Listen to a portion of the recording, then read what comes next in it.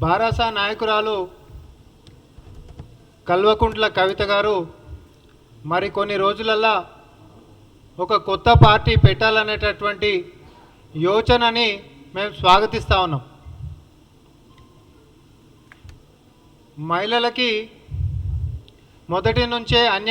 నుంచి కూడా రాజకీయాల్లో అన్యాయం జరుగుతుందని చెప్పి తను ఏ వేదిక దొరికిన ఈ మధ్యకాలంలో మహిళల అంశమైన, బీసీల అంశమైన, సామాజిక తెలంగాణ అంశమైన, లేకపోతే ప్రభుత్వ సంక్షేమాల విషయమైన ఈ మధ్యకాలంలో అన్ని మీడియాలలో కూడా గత 10 సంవత్సరాలు కూడా మరి తెలంగాణలో జరిగినటువంటి అన్యాయాన్ని పరోక్షంగానే కవిత గారు మరి వాళ్ళ సొంత పార్టీ, వాళ్ళ తండ్రి కేసీఆర్ గారి పైన మరి తన యొక్క అసంతృప్తిని పరోక్షంగా ఎక్కడ వేదిక దొరికినా అవకాశం వదిలిపెట్టకుండా మరి మధ్యకాలం మాట్లాడడం మనందరం కూడా విన్నాం.